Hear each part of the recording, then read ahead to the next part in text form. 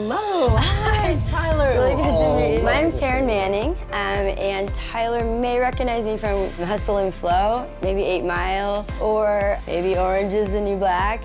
I play Pennsatucky, the one with the really, like, terrible teeth. Now I'm getting nervous. Ah! No, I'm good. What was your first name? I'm Taryn. Taryn, great to meet you. I am a believer, for sure. I don't believe that we just die and go to the ground and then that's it. Though I don't know, because I've not died yet. Well, it's wonderful to get to meet you today. So have you ever seen the show before?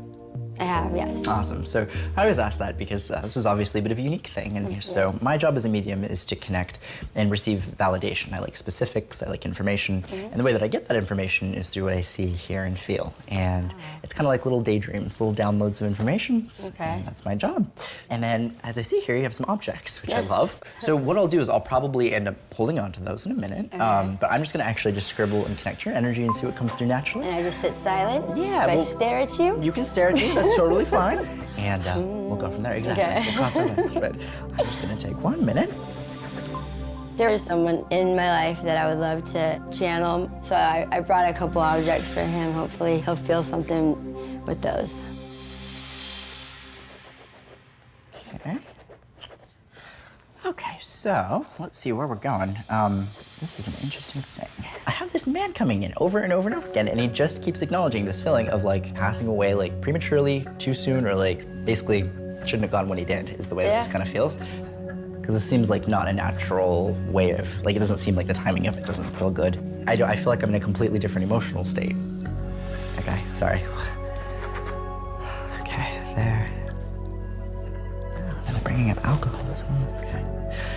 Oh, wow. Do you know of anyone who would have dealt with alcoholism on your dad's side of family? They're showing me like this whole situation of like, I'm seeing AA and I'm seeing like addiction and My it just dad. keeps coming in. My dad. And he did pass way too young. I'm so sorry. That's incredibly difficult. Thank you. Those objects, which side are they connected to? My dad. Oh, okay. So what I'm gonna do is I'll hold on to those objects, and what I'll do, if you could hand me that large This round one? thing. Yeah, I love it. See, it pops in. Yeah. Perfect. There we go. Oh, cute, it's a trumpet. Or that is a trumpet, right? That's trumpet. Oh my God. That's from the 50s. Wow. And he was like, his first group was like a doo-wop group, and then he proceeded to be in like, I don't know how many bands he was in, but he was all musician. So I was really happy to have that. Wow. Beautiful. That's amazing. It makes me happy that you smile when you talk about him, because Absolutely. he is such a goofball. My life with my dad was always like Mr. Toad's Wild Ride. Like, my dad was an amazing singer, but I think he was also highly insecure because he just had really thin hair and I remember there'd be like a plume of Aquanet, I think. You know, he just like would comb it back. I grew up in like bars and, you know, watching him play, like that's probably one of my fondest memories. His voice was amazing. Yeah. We can put it back. Like, Yeah. There's a bunch of things coming in with this. The way that I would describe this is when I'm connecting to this energy and I'm looking towards the end of life, there's a feeling of not fully knowing the impact that my actions are gonna have. Just so not being in my right state of mind that I don't even know whether I'm like alive or dead. It was just a feeling of like, I'm so not in a good headspace that when I pass, there's this feeling of like, oh my God, did I just do this? Did this just happen to me? It would be that severe of a state in the way this comes through. yeah, because I've always been told that he killed himself, so I can validate that. And that's big, like that's a huge thing. What's so interesting is he's having me acknowledge previous. There had to have been a previous attempt. There was a previous attempt. It's pretty awful. Yeah, it's I'm sorry. Incredibly difficult. But I always feel like if he was around, everything would be so different. Absolutely. This is important. There's a feeling of almost like if someone was feuding with someone right when they died, it's this feeling of like, I didn't get the chance to clear the air, is the way this kind of feels. And they're basically bringing up this like, a situation where he would have made an attempt to try to reach out, to try to connect to one of his children, to try to speak to one of his children, but there's this feeling of like, it's not reciprocated. Yeah, At the time he passed, we weren't talking, and I wasn't happy because the last time I saw him, my dad lived in Arizona. I didn't want to spend the summer away from my friends. I was like 13, you know, so I was having a tough time there, so he sent me home early, so he didn't know how to deal with me. So even the next summer, someone claims that they called him and said, well, do you want me to fly Taryn to Arizona? Because we were in California, and he said, no, he didn't want to see me.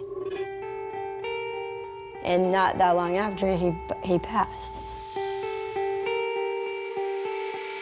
But the feeling with this is him wanting. I'm seeing it very clearly, like outreach, outreach, outreach.